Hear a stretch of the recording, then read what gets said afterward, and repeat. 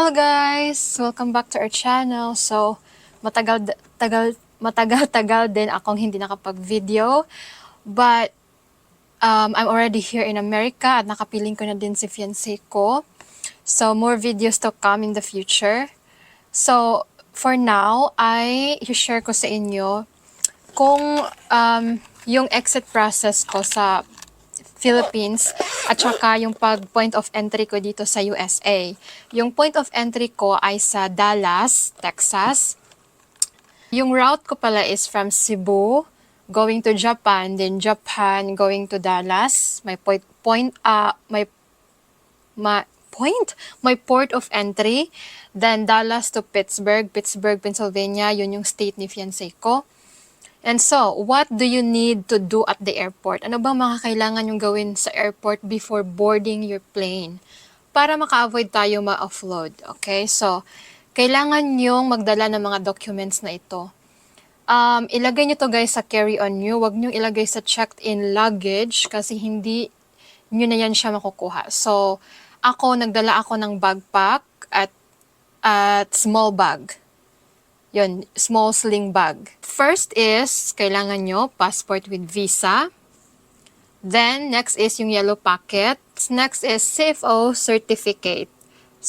Nilagay ko dito guys soft and hard copy kasi nag-print out ako just in case lang. Pero most of the time, hinahanap nila is yung soft copy, yung email ng CFO certificate nyo.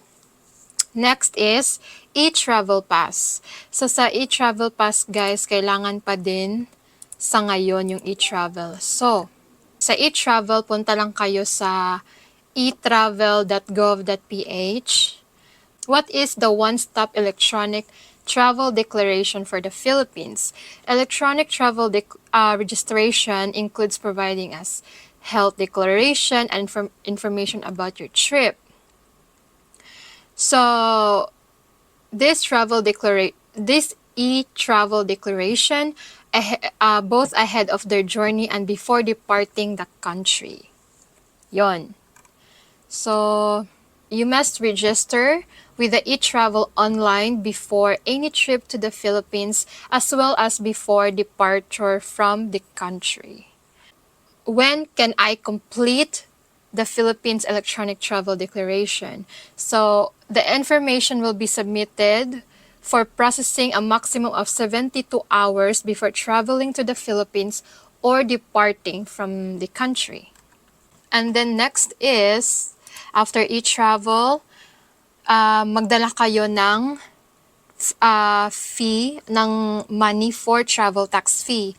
Yung travel tax fee guys, 1,620 pesos yung babayaran natin. Meron naman daw sa online na pwede kayong magbayad, pero mas preferable talaga na sa airport ka magbayad, sa loob ng airport, kasi may ano naman doon sila para sa pagbayad ng travel tax. Yung resibo, ipapakita nyo yon sa immigration. Then, boarding pass. Yun. From Cebu to Japan, nasa Terminal 2 ako guys. Ang flight ko is 8:50 ng umaga.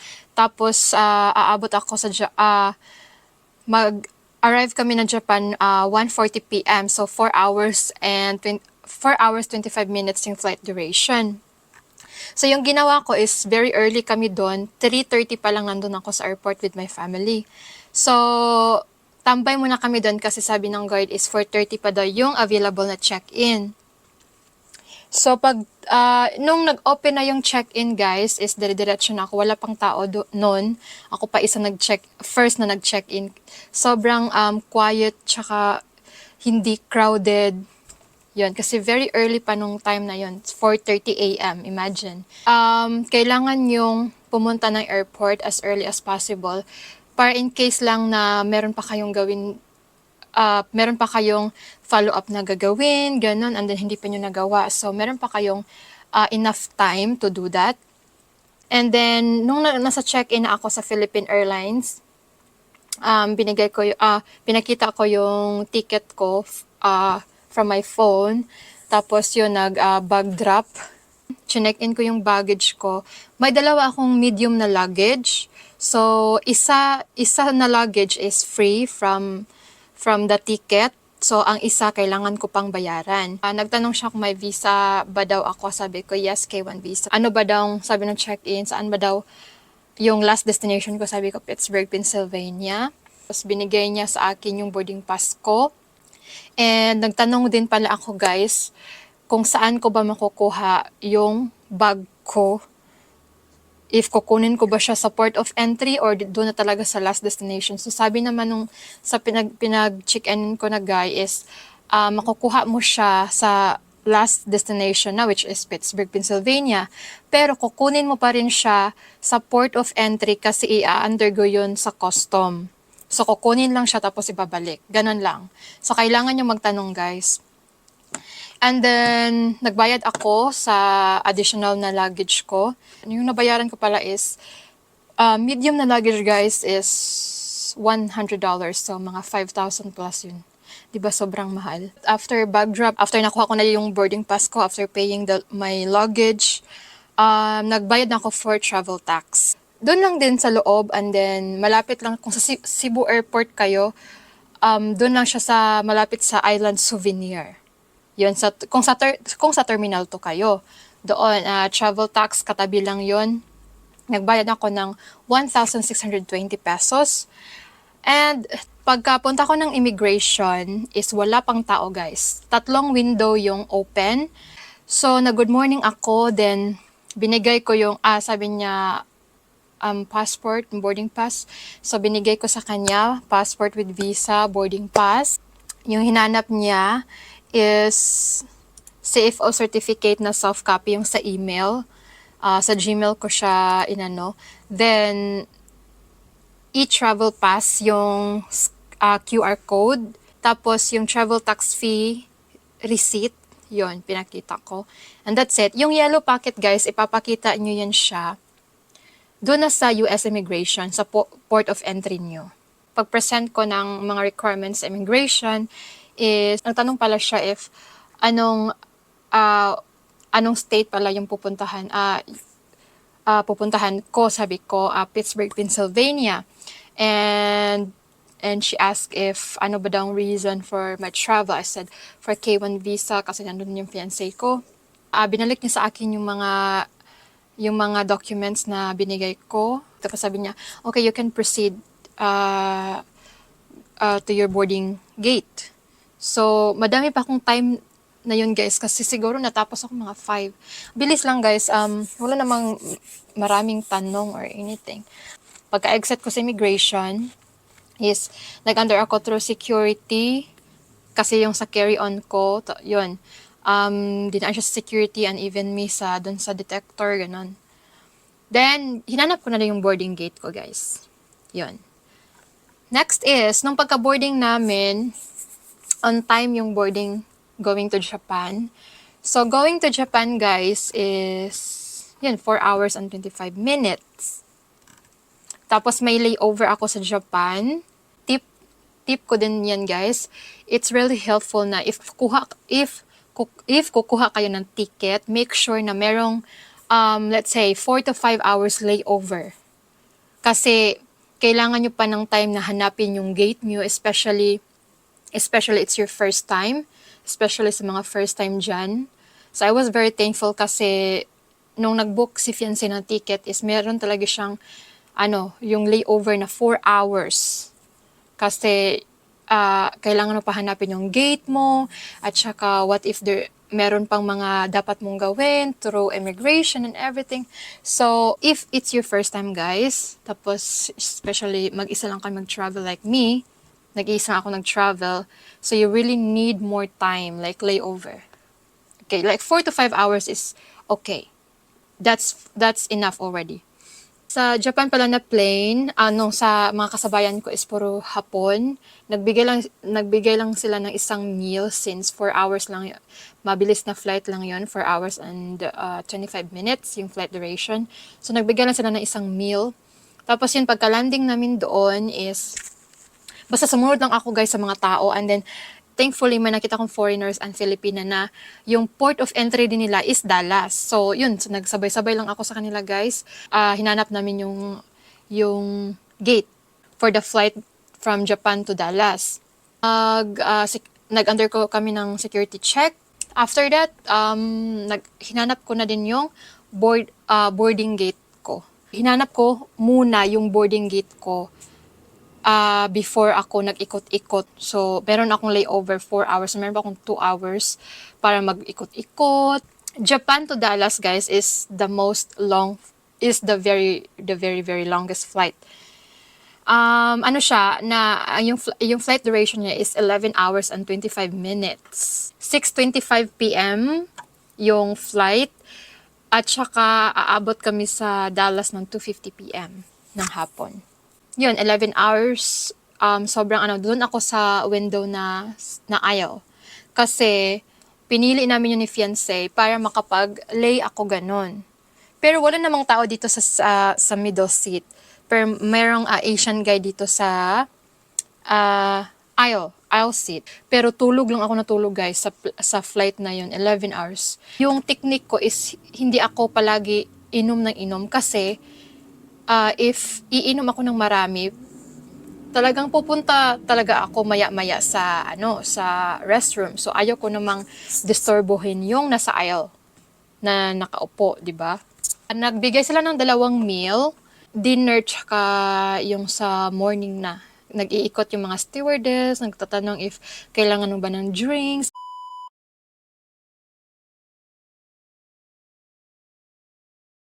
So, pagdating namin ng Dallas, guys, is dire-diretso na kami. Ito na yung chaos na part kasi dito na yung port of entry namin. Mag-undergo kami na immigration, ng custom. Sumunod lang ako sa mga tao, guys, kung saan sila pupunta. And then, first na pinuntahan namin is immigration. Kami doon sa, yung maraming counter doon, guys. And meron namang nag-a-announce na iba yung line for the locals at iba rin yung sa foreign. So tayo doon is foreign na tayo kasi Amerika na yon. So doon ako naglinya sa foreign, guys. And then nakita ko yung mga nasa counter.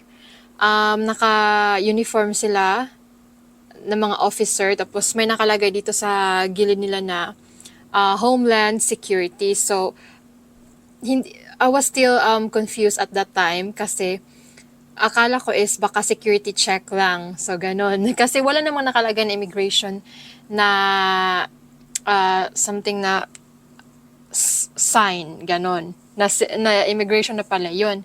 Akala ko is security check. So, nung ako na nasa linya, nag-greet ako sa officer and he was very friendly. Kinuha niya sa akin ang aking passport with visa, tapos boarding pass. At nung tinignan niya, and then he said, "Oh, K1 visa." I said, "Yes, K1 visa, sir." And then he was being friendly to me, nagchichikahan pa siya, gano'n, na meron daw siya mga Filipino friends. Sabi niya, saan daw state ako pupunta? Yung pupuntahan ko. Sabi ko is Pittsburgh, Pennsylvania. Sabi niya, okay. And then, kinuha pa pala niya yung yellow packet, guys. So, yun, dun mo na ibibigay yung yellow packet mo sa port of entry mo, which is, yung port of entry ko is Dallas, nung time na yon.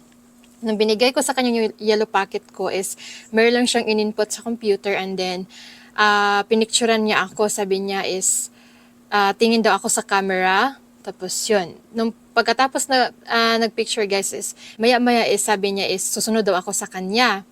Ibinalik niya sa akin ang boarding pass, hindi binalik sa akin ang passport tsaka visa ko and then the yellow packet. Sumunod ako sa kanya, guys, tapos pumunta kami na, hindi naman siya malayo, doon lang naman sa likod nila yung room. Tapos pinaintay niya ako doon, sabi niya is maghintay daw ako na tawagin yung pangalan ko. So, pagkapasok namin sa isang room, guys, iniwan niya ako, is maraming mga upuan doon, tsaka in front of you is a big glass window. Makikita mo yung mga officer doon, palakad-lakad lang sila. So, wala pa doon sa window, guys, kasi siguro busy sila, ganun. So, nagintay ako siguro 20 minutes ako nagintay doon. Ako lang mag-isa at that time. And then, on call pa rin ako kay Eric. So, di ba, bawal yun, lalo na pag sa immigration. Pero kasi hindi ako sure na immigration na pala yun. Akala ko kasi security. Security check lang. So, confusing. I'm so confused at that time na nandun ako. So, pero nilagay ko naman yung phone ko while I'm in that room. Nilagay ko yung phone ko sa carry-on ko sa small bag.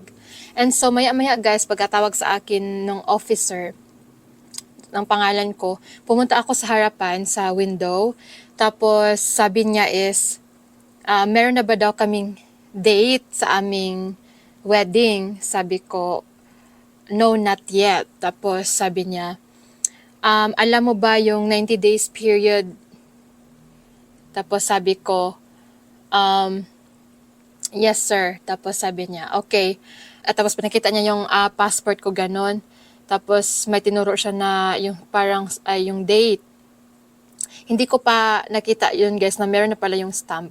So, so yung date yung nakita ko, yung una kong nakita. Tapos sabi niya is, You should get married before this date expires. ko, okay sir. Tapos sabi niya, pinigay niya sa akin yung passport, hindi binalik sa akin yung yellow packet. So binalik niya sa akin yung passport guys, tapos sabi niya, you can exit now. So nag-exit na ako dun guys. Kinuha ko yung phone ko, tapos sabi ko kay Eric, babe, sa immigration na ba yung napasukan ko or pupunta pa ako ng immigration tapos custom? Kasi nakalagay sa badge nila is Homeland Security, sabi ni Eric.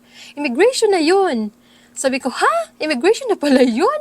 Hindi, I was very surprised, guys. I mean, I'm still confused at that time kasi lutang na lutang, pagod sa biyahe. It's like, I'm very thankful kasi hindi man lang ako kinabahan. Basta ang na-feel ko lang nun at that time, guys, is confused. Yun lang. So, yun, after that is pumunta na ako for customs. Sumunod ako sa mga tao. At yun, pag kasunod ko sa kanila guys, is nakita ko na yung baggage claim. So, pagkapunta ko sa baggage claim, naka-arrange na yung luggage ko sa floor. So, that was very nice. Pinick up ko lang siya and then ready to go. Tapos, sumunod lang din ako sa mga tao guys, mga tao na nagdadala ng mga luggages nila. And, well, nung naglakad na kami is, may narinig kaming drop your bag. So, dun kami pumunta guys. And then, akala ko on the very first place is, pag mag-undergo ka ng custom, is i-open yung bag ganon, 'di ba, in front of you. But then, at that time is, nag-bag drop lang. So, that was surprising. Basta sabi ng airport staff is drop your bag. So nag-drop lang kami ng bag guys. And even some people was like, oh, are we just gonna drop our bag? And then the airport staff was like, yeah, just drop your bag.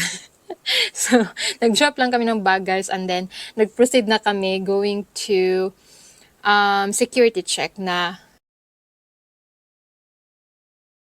Yun, ang taas ng linya ng security check, guys. That was crazy.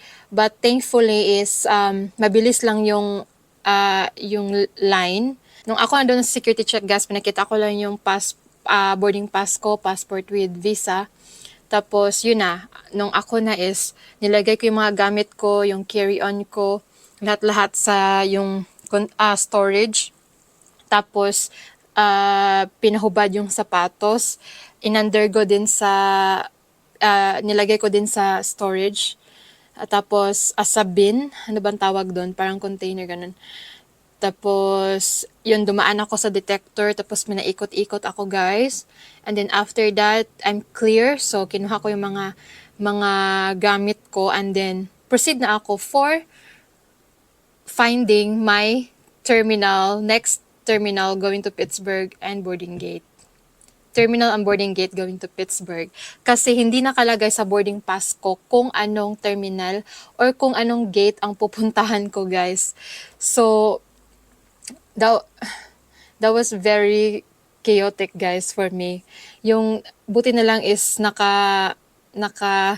malakas yung wifi sa airport. Kasi I need Eric's help.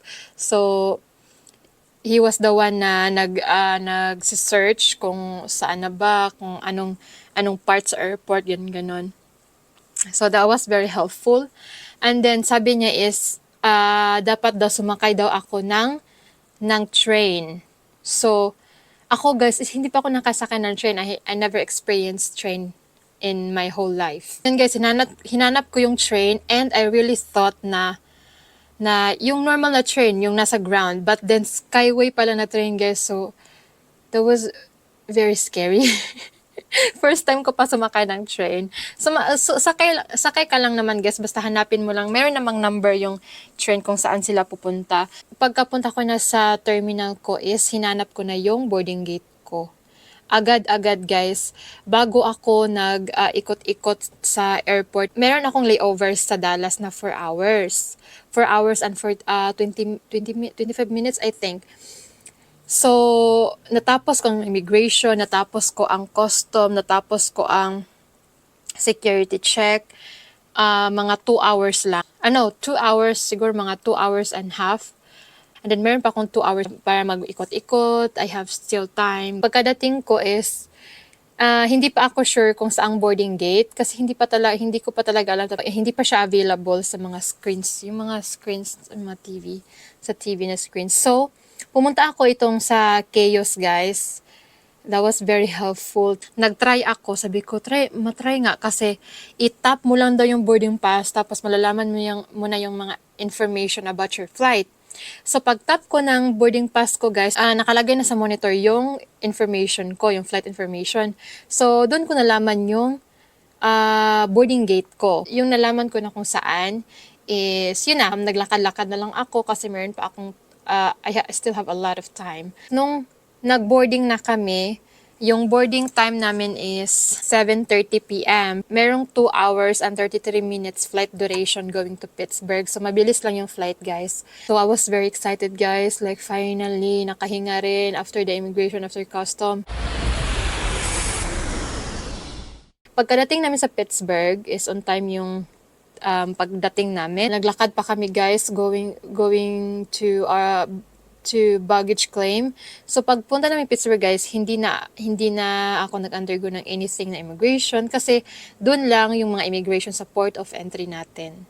Sumakay kami ng escalator pababa guys and then nakita ko na si Eric. I was very happy. And then nung pagkababa namin is talagang niyakap ko siya ng mahigpit. Yung ang sarap sa feeling guys na yung paghihintay, yung mga struggles, getting all the money and everything, yung pag-process sa visa nyo is worth it. Worth it, guys. Worth it. Yun, grabe yung yakap ko sa kanya. And then, tapos nung ganon is, kinuha na namin yung luggage ko, guys. Check-in luggage ko. And then, umuwi na kami sa aming munting bahay or apartment. I was very happy guys. So, that's all for today's video and I hope is may natutunan kayo, may nakuha kayong ideas sa future na flight nyo going to your destination kung saan yung mga partners nyo, especially sa mga K1. I wish you all the best and sana mapadali yung process ninyo. Everything is worth the wait, guys. So, kung may mga questions kayo, guys, just comment down below and we will try as soon as possible na mag-reply sa mga comments ninyo kung may mga tanong kayo. Also, guys, please like, subscribe. Hit nyo lang yung subscribe button, guys. Wala yung bayad. And hit the notification bell para ma-notify kayo sa susunod na videos namin, ng mga upcoming videos. Ongoing pa rin yung mga videos natin, guys. So, hintay-hintay lang tayo, guys. So, bye for now, everyone. Thank you for watching.